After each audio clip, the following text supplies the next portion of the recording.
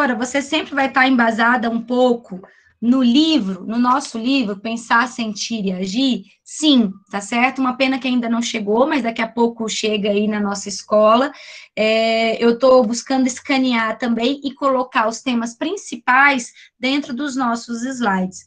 E hoje, o que a gente vai estar falando? Né? Nós vamos estar falando aqui sobre o capítulo 3, bem comum e coletividade. Como garantir e a necessidade de agir. Nesse capítulo aqui, que vai estar, gente, conectado aí com essa pauta nossa aqui da semana, né? Vocês estão conseguindo ver com tranquilidade, gente, essa telinha ou não? Tá tranquilo? Sim. Massa. Nesse capítulo aqui, antes da gente se conectar aqui, vai estar falando sobre a noção de bem comum. Que é isso, professora? Bem comum. O livro vai estar trazendo isso. Em uma sociedade, cidadãos devem se orientar em direção ao bem comum, em busca da felicidade de todos. Mas, afinal, o que é bem comum? E como garantir esse bem comum para uma maior parcela, né? Para a parcela da população. Uma maior parcela da população, quando não toda, né? Ele vai falar: o bem comum relaciona-se a um ideal que deve ser atingido em conjunto, para que todos os membros do corpo social alcancem felicidade plena, construção de uma sociedade mais justa, democrática, cidadã. E a gente vai refletir aqui que esse bem comum, que é um princípio edificador, que busca realmente levar o direito de moradia, a saúde, dignidade, educação, lazer, para inúmeros povos, né, e deveria garantir para toda a população, ele é respeitado. A gente vai ver aqui que ao longo dos nossos encontros, a gente vai colocar muito para jogo essa noção de democracia, essa noção de ser cidadão é só seguir normativas ou pensar criticamente, né? Se a gente for pensar, galera, nesses últimos encontros, nós não estamos falando diretamente sobre o bem viver, né? Nós vamos ter 2, 3 encontros sobre o bem viver, mas nós estamos margeando o bem viver. Em que sentido, professora? Nós estamos aí apontando sobre uma educação, o papel de uma educação afetiva e emancipadora, mais crítica e não simplesmente conteudista e mercadológica. Nós apontamos o papel de dever de resistência, direito de resistência quando as leis são injustas, né, e são opressoras. Nós falamos um pouquinho sobre o papel da agrofloresta, né, na contramão aí do uso de agrotóxicos. Nós apontamos aí a questão dos recursos hídricos, no que tange o papel dos rios voadores, de alguns biomas, como o Cerrado e a Amazônia. E aí a gente está vendo aos poucos, hoje a pauta racial, perceber que esse movimento, né, esse movimento do bem viver, ele vai o quê? Ele vai ser uma pauta pós-colonial, uma pauta decolonial. O que significa isso, professora? A gente já um dia vai estudar um pouquinho, né, a cosmovisão indígena e com essa pegada também de decolonialidade.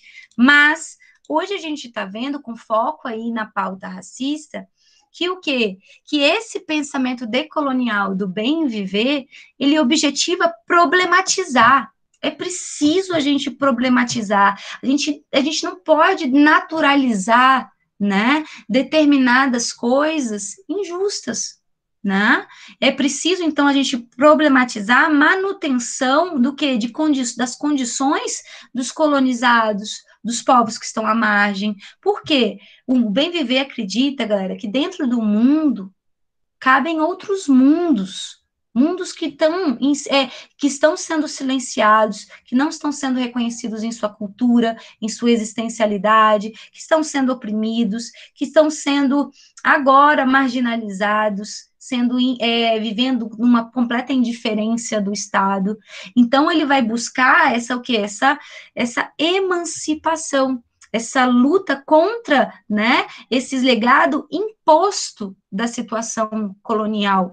Professora, mas sempre vamos trabalhar com essa ideia que não existe o bem e o mal dessa forma, assim, a esquerda, a esquerda certa, a direita erra, né, o pensamento colonial simplesmente só erra e o decolonial simplesmente só acerta, não existe isso. A gente está aqui para perceber que o ser humano, ele é um ser imbrincado nos dois. Eu acerto coisas e cometo erros também, dia a dia, né? No dia a dia. Então, por que não, né? A gente pensar que desde o movimento colonial, né, existiu também a perspectiva decolonial, de resistência, de luta, de resgate, teve um movimento colonial que muitas vezes teve um viés explorador, mas no sentido de buscar avanços tecnológicos, desbravar inúmeros territórios, né? A gente tem que parar com essa perspectiva, né, de que vai existir, né, o pensamento decolonial pleno, né, a gente busca esse ideal, essa utopia, mas a gente sabe que o ser humano está mais para uma mistura. E o caminho é, de alguma maneira, a gente tentar fazer com que cresça esse movimento que emancipador e humanizador, né? Seja usando através dos recursos tecnológicos, seja através de perspectivas aí futuras que nós vamos ter completamente diferentes daquelas que nós temos, mas a luta do bem viver não é um resgate simplesmente de uma vida primitiva, não é isso. É avançar a tecnologia, avançar realmente a legislação em comunhão com as necessidades da população, com a maior quantidade de vozes, tá bom? Então, sigamos aqui. Professora, só coloquei essa perspectiva aqui, né, de falar que 2020, 2021, que vocês vão ler lá no slide, foi um ponto crucial, um ponto crucial, né, para a gente avaliar realmente os impactos do modelo social e econômico durante aí esse século. A gente pode muito ser visto em singularidades durante essa pandemia, né? Em que sentido, professora? A gente pode perceber aí qual população foi mais precarizada, né?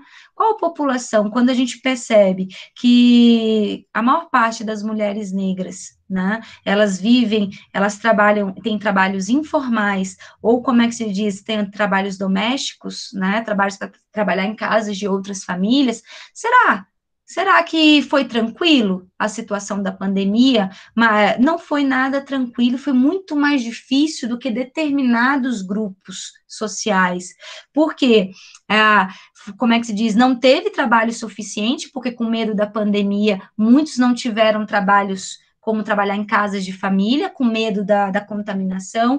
Muitas mulheres, na informalidade, que têm vendinhas, que vendiam seus alimentos, não alimentos ou produtos, né, qualquer coisa, não puderam abrir, e ficaram, como é que se diz, à mercê, né, dessa situação difícil, né, de ida e volta, abre e fecha, diferente de uma situação mais confortável daquele servidor, que independentemente se está saindo de casa ou não, abre seu computador, dá sua aula, faz o seu trabalho através da internet e ganha seu salário de maneira igual, sem nenhum prejuízo, né? Então, a gente vai ver que a questão da raça não é só dos negros, né? A raça tem a questão indígena.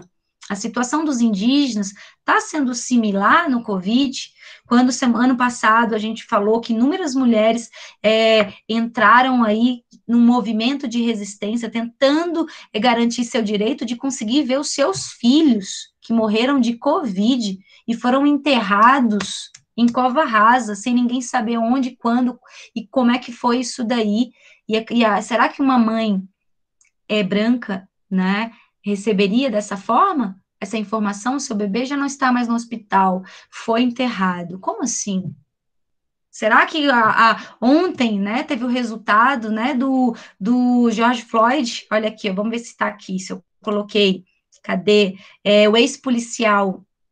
Vocês conseguem ver aí, galera? O ex-policial que matou, né, o negro, foi condenado nos Estados Unidos ontem. Dá para ver, galera, aqui ou não? Dá para ver? Deixa eu ver. Assim, Ó, a decisão ontem. Um levante popular, né? De dias e dias de movimento de resistência contra a morte de um negro que foi aí por um policial, ele foi sufocado pelo joelho, né? Com o joelho assim, e ele dizendo: olha o levante, todo mundo ontem nos Estados Unidos, né? Apoiando a decisão aí que foi colocado o quê? De condenar mesmo, condenar um policial militar, que tem vídeos e mais vídeos mostrando que aquele homem negro, ele estava dizendo várias vezes: estou morrendo, estou sendo sufocado, estou sem ar, e ele não ouvia.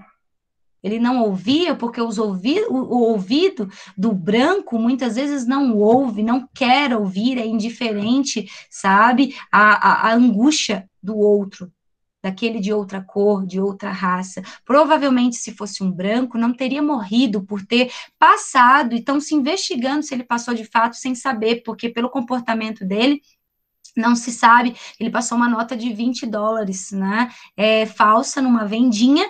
E será que um branco morreria se passasse uma nota de R$ 20 falsa? Morreria por conta disso? Não, galera. Provavelmente não morreria por conta disso. Inclusive, ele ficou guardando dentro do carro, a polícia chegar, não fugiu, não fez nada, não cometeu nada, e ele morreu por conta, né, da discriminação. Então, não é lá isso no passado, é hoje, tá bom? Então, gente, sigamos aí. E, professora, e o que que a gente vai ver, né? O que que a gente vai trabalhar ao longo dessas 2 semanas? Vai ser essa e a outra.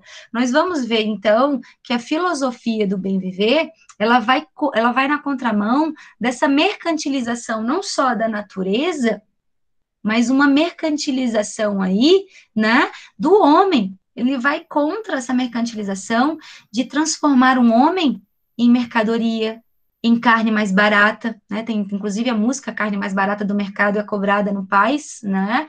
É, ele é contra essa noção de que realmente existe um determinado povo superior a outro, né?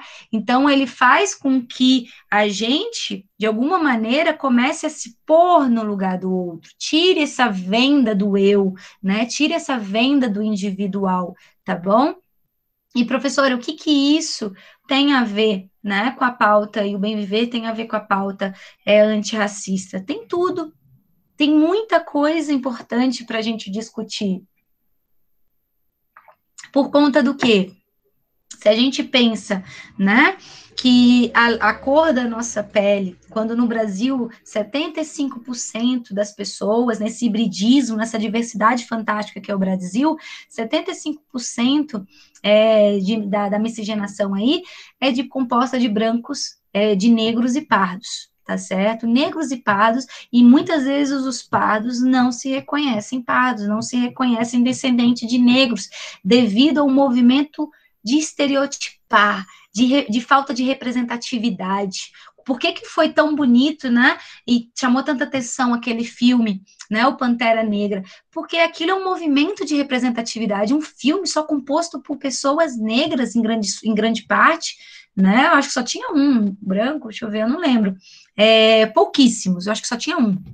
A maior parte era o que? Valorizando a cultura negra, valorizando o movimento de resistência, né? Aquilo ali é uma peça rara. É uma peça rara porque a gente vê nos meios de comunicação completamente movimentos elitistas, classistas, embranquecedores, arianos, né? Hipersexualização do corpo da mulher negra, né? No carnaval, nem que se diga, então.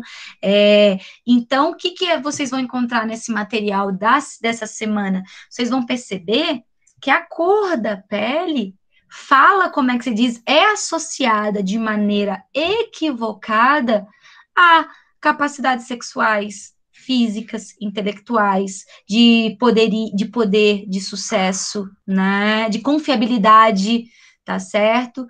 Em vários aspectos aí, como o corpo da mulher negra é hipersexualizado, o jovem negro sofre mais bacu, é considerado assim, se tiver um carro com jovens negros, muito provavelmente vai ser mais parado na blitz, né? A gente vai ver aí que a bala perdida para quem? Só se for perdida para o branco, porque a bala perdida tem direção certa para acertar num corpo negro, num corpo pardo, num corpo pobre, né? A bala perdida não surge, bala perdida assim, matando branco, matando criança, né? Criança branca, mata as pessoas das comunidades, pessoas que sofrem inúmeras mazelas sociais, né? Então tem direção certa, projeto certo para poder ser indiferente com determinados grupos e protetor com outros, resguardando, criando condomínios de segurança, mantendo a saúde através de planos de saúde privado, né, mantendo a educação através de escolas, né, que se paga 5, 4, 6 mil reais. É dessa forma que se mantém essa segregação. Professora, então a gente vai ver aí que a maior parte da comunidade, da população carcerária é composta de pessoas negras. Mas a gente vai começando, em vez de criticar a luta por direitos humanos, em vez de criticar as cotas, a gente vai, de alguma maneira, utilizando a educação para estudar mais a fundo, de maneira sociológica, por que são eles que estão mais na prisão. Por que são as mulheres? Olha aqui, ó, se a gente pesquisar hoje, colocar em notícia, cadê aqui, ó? Por que se a gente pesquisar por que são as mulheres que sofrem, negras, que sofrem mais violência obstétrica, né? O que é a violência obstétrica? São as que menos recebem a peridural, a injeção, né, para diminuir as dores, são as negras que mais perdem filhos, no sentido de ir no hospital, o médico fala, volta para casa, não está na hora, volta para casa, mas moço, doutor, eu estou perdendo líquido, tô com muitas dores, estou preocupada com meu bebê, vai para casa, posso fazer um exame? Não, né?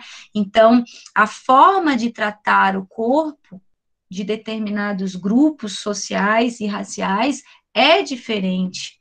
E isso a gente vai ver que o bem viver, ele mostra que é um movimento injusto, que precisa ser derrotado no sentido assim, superado, tá? A violência é tanta que nessa matéria vai perceber aí, vai dizer que quando precisa ser aberto, como é que se diz, a mulher não tem passagem suficiente, a mulher sofre, um corte da mulher negra sofre um corte muito maior, né, do que a mulher branca. Então, às vezes, a mulher branca passa por esse trauma, tem que fazer microcirurgia, tá bom? Quando tem, né, essa possibilidade, e outros, é só pesquisar, ampliação da desigualdade racial com a Covid. Vai vendo aí, ó, maior parte das mulheres sem trabalho, né? Mulheres negras sem trabalho, né? Devido à falta de perspectivas. Então, voltando aqui, professora.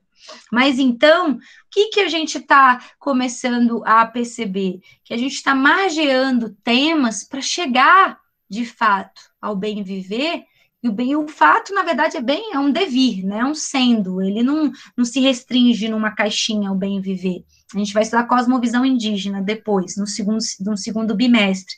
Mas o bem viver, então, ele vai na contramão dessa visão eurocêntrica, patriarcal, superioridade do homem sobre a mulher, contra essa hegemonia do branco sobre determinados outros grupos, né, determinadas outras raças, contra essa dominação política, que tem a ver com a desobediência civil, né, essa dominação política das normativas que são legais, mas imorais, né.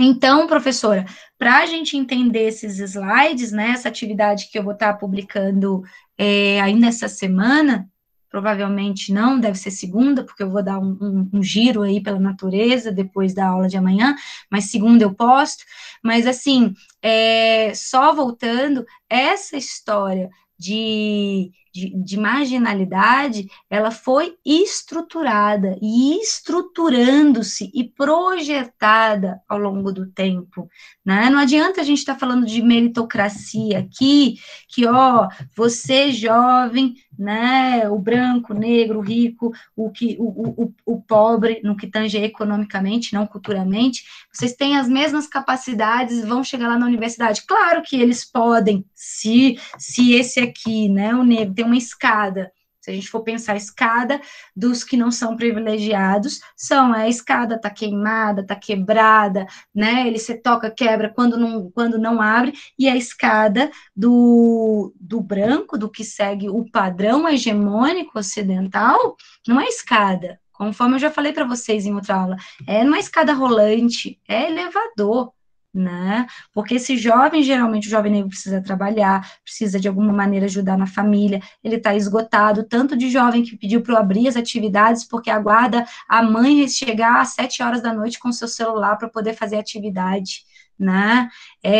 Assim, é surreal. Será que as ferramentas que o jovem da escola pública é as mesmas que o jovem da escola particular? Não mesmo. Então, como falar em meritocracia? Corra aí e dê o seu melhor que você vai atingir o resultado de um vestibular, de um concurso, né? A gente vai ver que não pode exigir um tratamento, exigir um resultado igual quando você trata de maneira desigual, você não oferece as mesmas oportunidades.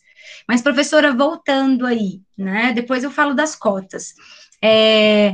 Mas eu considero que as cotas sejam favoráveis até o momento em que realmente a gente caminhar para um país mais assim, mais igualitário, mais justo, né? Na época que eu tinha a idade de vocês, eu não via médico negro, não existia, existia pouquíssimos negros nas universidades, e hoje, né, a UNB é campeã no que tange aí de realmente escolas públicas, jovens de escola públicas, negros estarem nas universidades, porque é preciso, gente, não é só para resgatar o que houve no passado, é para resgatar a força cultural da população, o tanto de indígena, agora amigo indígena, que a gente encontra, né, fazendo curso de antropologia, passou no concurso da FUNAI, está atuando, está lutando pela resistência aí, em melhorias para as comunidades indígenas, mas foi porque houve uma abertura para valorizar a representatividade dele, valorizar a cultura, valorizar a beleza, valorizar a sua voz, a sua educação, ainda que seja desafiadora, é sempre válido abrir essa oportunidade, porque o resultado sempre vai ser maravilhoso, sempre vai ser transformador. Claro que tem resultados, porque, como eu já falei, a vida não é um sempre, né? Até é errado usar essa palavra, mas, de modo geral, ao longo do tempo, traz resultados muito bonitos, né, e muito importantes.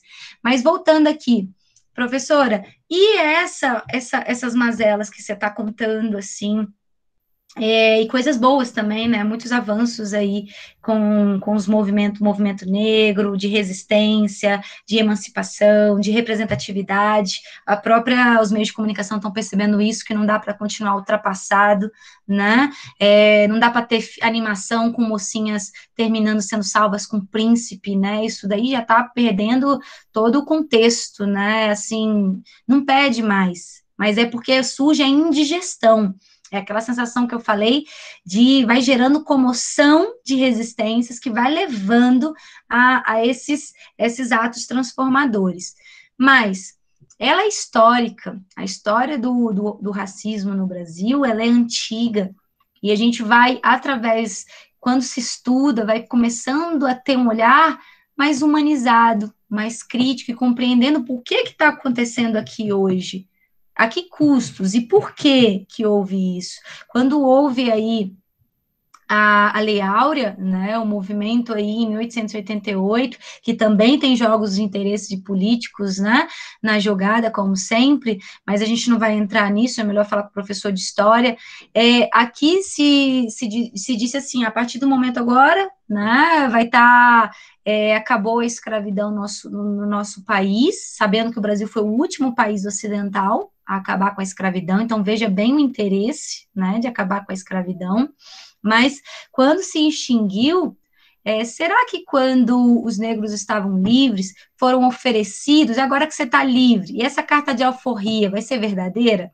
essa carta aí de liberdade, ela vai ser oferecido uma terra para essa população, vai ser oferecido animais, vai ser oferecida educação, vai ser oferecido trabalho? Não, gente, não vai ser oferecido, né? A gente vai ver aí, nesse material dessa semana, quando vocês lerem, que não houve políticas públicas, não houve um sistema realmente organizado para inserir esse escravo, né, esse homem que foi liberto, esse escravo que foi liberto e seus descendentes, dentro de um âmbito de dignidade, dentro de um cenário com maior dignidade, diferentemente do movimento, né, que se não foi oferecido para os negros, foi oferecido para os italianos, para os alemães. Não, vocês vão ter aqui, pode vir, vai ter terra, vai ter dinheiro, um pouquinho de dinheiro, vai ter animal, vai ter trabalho, vocês podem vir que vocês estão garantidos. E por que não para a nossa população? Né? Interesses aí econômicos que a gente sabe também, e essa velha ideia de segregação aí, de raça, que precisa ser superado. Mas então, professora, deixa eu só beber uma água aqui. O que acontece com essa população que está à margem? Continua à margem. Ela foi para, como é que se diz? Ela vai ocupar territórios perigosos, como é que morros, os lugares aí, os morros, favelas, criando comunidades, né? Nós temos uma das principais favelas aqui do Brasil, horizontais, está aqui, né? No nosso estado, o Sol Nascente, né? Mas da época aí, essa população que foi liberta, mas sem nenhuma condição, é o mesmo que dizer assim, cara, você tá livre, mas vai morrer de fome, porque você fica proibido de expressar sua cultura com a lei da capoeira, você não pode dançar, não pode ter roda de capoeira, você fica proibido, assim, de ter uma terra, então isso vai trazendo várias consequências, né? Então o Brasil vai marcando a sua miséria, não de maneira assim que foi estruturada, ela foi estruturando-se, é isso que uma voz negra, já que a gente vai ouvir por fim, vai dizer, né? Então foi tema já de redação, inúmeras vezes você tentar contextualizar o que ocorre hoje com o passado, tá bom? E professora, quando a gente fala de raça, a gente fala de raças, mas a gente também, né? E o engraçado é que a gente fala de povos racializados, geralmente a gente fala de negros, né? A gente já viu falar qual a raça? A raça branca, a gente tende a associar sempre raça, né? Com raça negra. Até porque tem essa questão, assim, né? De separar uma coisa mais, infelizmente, animalesca, né? Que a gente vai ver até os termos que são completamente, assim, equivocados aí, termos como mulata, vem da onde, né? Que quiseram, olha o termo, mulata, que vem de mula, se você não vai me denegrir de negro, denegrir, né? Você não vai macular minha imagem, não vai diminuir minha imagem, você não vai me denegrir, né? A coisa tá preta. Quando a coisa tá preta, a coisa tá ruim. Olha os termos que são criados numa naturalidade, em formato de piada, em formato de rotina, que precisa, como é que se diz, serem colocados para a questão, para criticar. Tem vários termos. Lá na aula que vem a gente vai trazer, tem mais de 20 termos aí que a gente usa no dia a dia, que representam aí a discriminação. Mas voltando, os povos indígenas também, professora, foram racializados e foram discriminados, com certeza, foram e são, né? Se houve um genocídio gigante na época, né, da colonização, né, que não se reconheceu a cultura, que se matou, que se invadiu em prol aí desse extrativismo, né, esse extrativismo a lá negativo, porque a gente tem que perceber que existe também o extrativismo, né, os pequenos extrativistas, extrativismo também com base sustentável, com base ecológica, porque tudo que a gente não pode jamais associar uma coisa sem pensar que tem outro viés. Tudo que eu estou usando aqui é com base em recursos naturais, né? A madeira que eu estou aqui, isso aqui que eu estou indignada, ó, galera, comprei essa luminária aqui, essa luminária durou 6 meses como é que se diz? É criado para uma luminária de LED. Eu fui pesquisar o valor do LED, é mais caro que a luminária. Então, assim, é criado para ser destruído. Contagem regressiva, você compra, jamais vou comprar um negócio mais desse, vou comprar sempre dessas lâmpadas mesmo que você compra, dura, né, um tempo maior, porque isso aqui é um recurso natural completamente antiecológico. O que eu vou fazer? Né? Mandar consertar e ter esse viés mais sustentável, mas gastando do meu bolso o dobro do que eu gastei com ela, né? Isso se chama como é que é de programada? Obsolescência programada. Quando você cria produtos para a sociedade consumir e você, como é que se diz? Não cria formas dele ser sustentável, dele durar, de ter durabilidade. É simplesmente para você comprar, os computadores já vão fazendo atualização, para se autodestruir em menos, assim, de 5, 7 anos, e olha lá, acho que a juventude vai falar que bem menos, porque o negócio vai ficando imprestável. E se você mandar arrumar, não tem o equipamento, não tem a base adequada aí para arrumar. É muito bacana estudar um pouco sobre a obsolescência programada. Tem muita coisa interessante. Mas voltando, professora, então, essa discriminação, ela se mantém até hoje com os povos indígenas, né? No que tange a invasão de suas terras, a falta de demarcação das suas terras, o não reconhecimento da sua cultura. Então, nessas 2 semanas, vocês vão estar tendo acesso, né, a dados que são muito preocupantes. A gente pensar que só na nossa aula 2, 3 jovens negros acabaram de ser assassinados, né? Enquanto um branco aí é de hora em hora, né? Uma mulher branca a cada 4 horas. Então, assim, por que o corpo do negro não é visto como sujeito? Porque foi estruturado, foi arquitetado e projetado o que nós vamos estudar daqui a pouco, a chamada necropolítica, né? O uso do biopoder, o uso de ferramentas para dizer qual corpo merece viver, qual corpo deve morrer, né? E isso, o bem viver vai estar criticando. E é isso que a educação, de alguma maneira, sei que é difícil através das redes, né, falar sem uma roda de conversa adequada, sem ouvir os próprios indígenas, os próprios negros, mas a gente vive uma situação delicada, né, mas que a escola deveria pôr para jogo, para discussão, para mudarmos as nossas atitudes, né, enquanto seres humanos e lutarmos por um país mais igualitário, né, mais representativo, que aquele congresso não nos representa nem aqui em lugar nenhum, né, nosso congresso ali tem 95% só de empresários ricos brancos, né, não representa nada, com o nosso atual governo, então, perdeu-se praticamente todas as mulheres ali, na época chegou a 30%, hoje não estamos nem em 8%, né, então, assim, mas voltando aqui, então, vai trazendo dados, falando sobre a taxa de homicídio da população negra, que é vítima, 75%, né, das vítimas de homicídio são de pessoas negras, tá bom? Vai estar trazendo aqui esse conceito de como que é arquitetado um projeto de exclusão social, né? E a benefício de quem que a gente vai estar lendo nesses slides? E o que seria, professora, essa necropolítica? Aí vai estar falando uma sociedade onde se destaca o acúmulo pela exploração é pautado pela necropolítica, onde uns têm de morrer para outros viverem em zonas de privilégio, em zonas de conforto, explorando uns aos outros. A própria ideia de sucesso muitas vezes colocada que a gente taca não pode falar esse palavrão, mas taca assim, sabe, não passa por cima uns dos outros, né, numa sociedade completamente adoecida, desumanizada, em desacordo com um horizonte emancipador e um horizonte ético alinhado ao bem viver.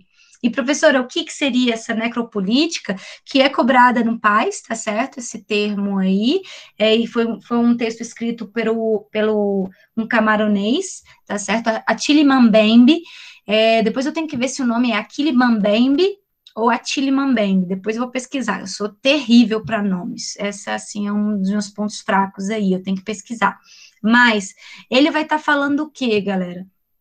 Ele vai estar falando que o Estado usa de determinadas estratégias para poder segregar a sociedade. Usa de determinadas estratégias que às vezes a gente nem percebe, né? Nem percebe para controlar a população. Né? Controlar e beneficiar determinados grupos. Por exemplo, conforme eu estava falando para vocês, por que, que os negros que são mais parados em blitz, mais são recebidos com mais violência, né? São os que mais sofrem no SUS, são, como é que se diz, os que recebem mais bacu, são os que têm menos educação, são os que estão mais presos. Isso tudo não é porque existe uma meritocracia, e claro que se a gente for misturar, existe um movimento também individual de busca por lutar por seus sonhos, aquele que mesmo ao caos, né, tem altos raps aí, que mesmo ao caos tá conseguindo, tá lutando por maior dignidade para ele, para sua família,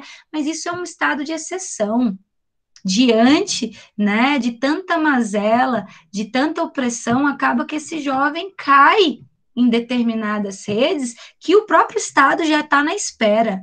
Já está na espera, é sabido, já sabia que ia dar nessa situação, mas porque é criado barreiras, tá? Então, quando ele fala assim, necropolítica é o poder de ditar quem pode viver, quem pode morrer com base no poder, no biopoder, em suas tecnologias de controlar a população. Não é mais não aceitável a todos os corpos, né? E se deixar viver, né? O corpo matável é aquele que está em risco de morte a todo instante, devido ao parâmetro definidor da raça. Professora, como entender? Existem políticas, olha aqui, eu já vou falar, existem políticas de segurança que acabam reforçando estereótipos, segregação, inimizades e extermínios. Quando você cria um padrão de representatividade no Congresso, você cria um. Quando você coloca nos meios de comunicação novelas completamente embranquecedoras, você cria padrões e normativas, né? Quando você, como é que se diz, traz, por exemplo, para segregar e afastar a sociedade. Por exemplo, se a gente pensar, até quando põe para jogo, por que que às 7 horas o metrô da nossa cidade para? Será que tem um jogo, um interesse por trás de afastar a população, né, que se fala aí periferia, né? Eu estou aqui no areal, na periferia. Será que existe um jogo de interesse de afastar a população negra, né, parda, mais humilde, do plano piloto, para não poder, às vezes, ter acesso à cultura, a ficar nas ruas até mais tarde, porque existe uma concepção de que eles ali no plano piloto vão colocar em risco a população branca.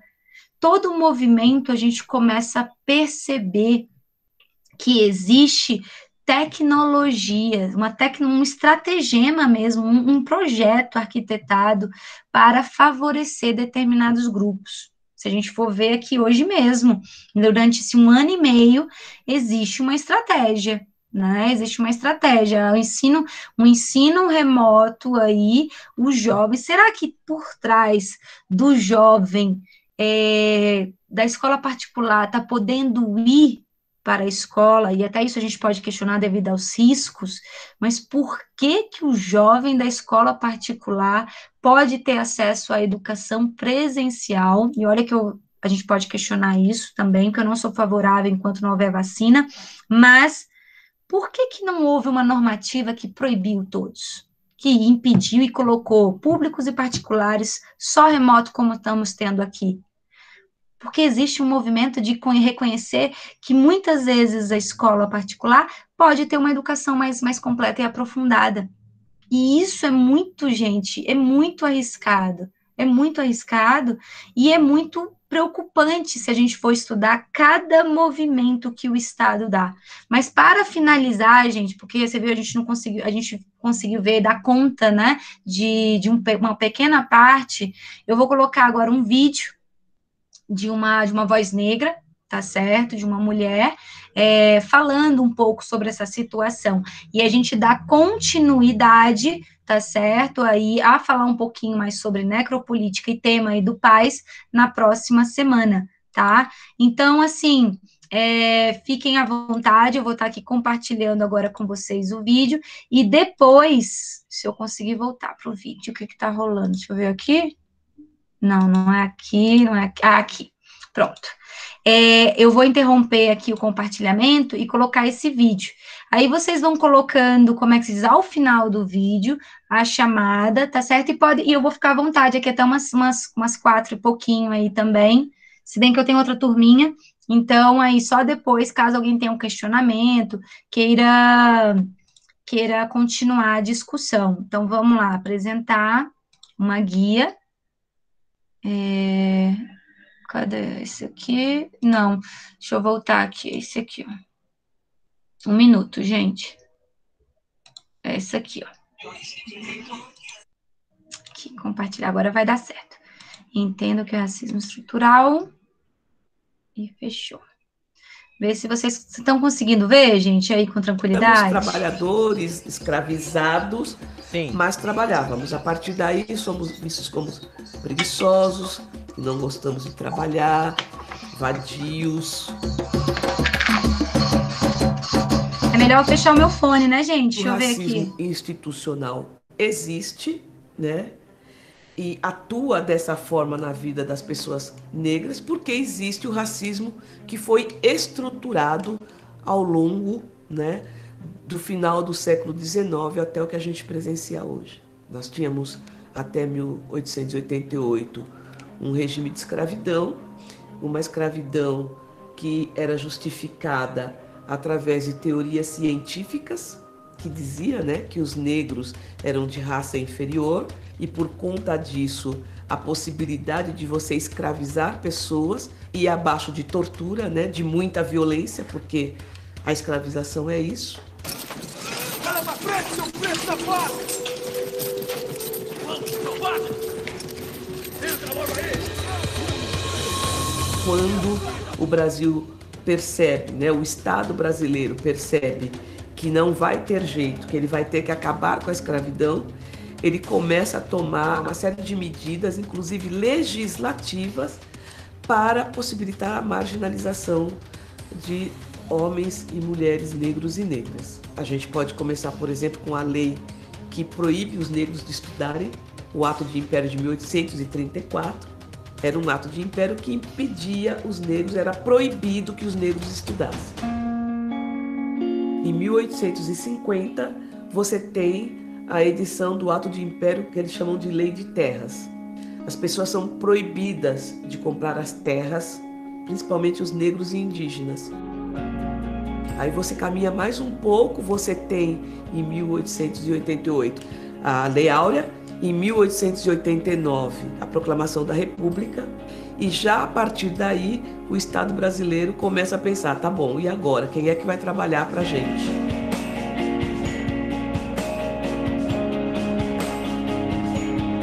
Os seres humanos é uma espécie só. Ele pode ter nascido na Mongólia, ele pode ser do Polo Norte, do Japão, dos Estados Unidos ou da América Latina. O coração é o mesmo, o fígado é o mesmo. A única diferença que existe é a diferença externa. Não come da mesma comida, não sofre das mesmas doenças, boca assim, não precisa dos mesmos remédios. Quando a gente sua, não sua o corpo, tal qual um branco boca, hein? A partir daí somos vistos como preguiçosos, que não gostamos de trabalhar, vadios. As mulheres são vistas como prostitutas, como hipersexualizadas, né?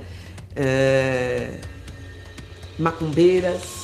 Então, já pensando nisso, eles já começam a trazer os europeus, principalmente alemães e italianos, para substituir a mão de obra escrava.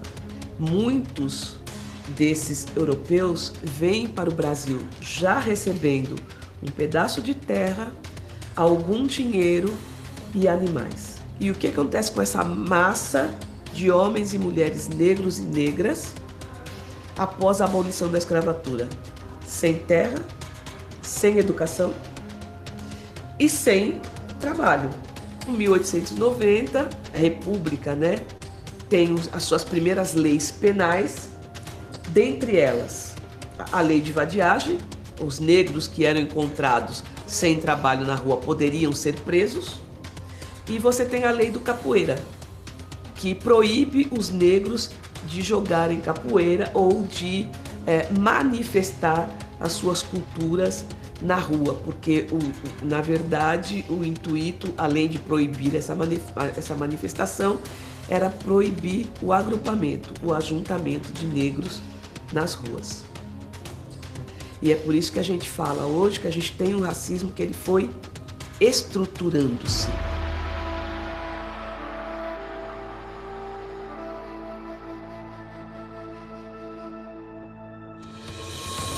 É preciso, inclusive, que se veja o trabalho que o Ministério Público de Pernambuco fez sobre racismo institucional, mostrando como o nosso poder de polícia sempre foi voltado para a manutenção do status quo de quem segue os mandamentos da cartilha europeia. Branco, cristão, macho. Que há uma justificativa, há um processo ideológico por trás de ter as prisões brasileiras abarrotadas de negros, de ter uma maioria de pobres no país negros. Esse é um projeto filosófico do próprio grupo que comanda o país.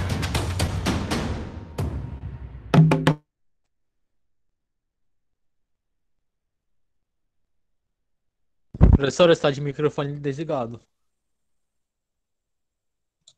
Então, gente, a gente para por aqui. Chega estranho, né? Repetir tudo.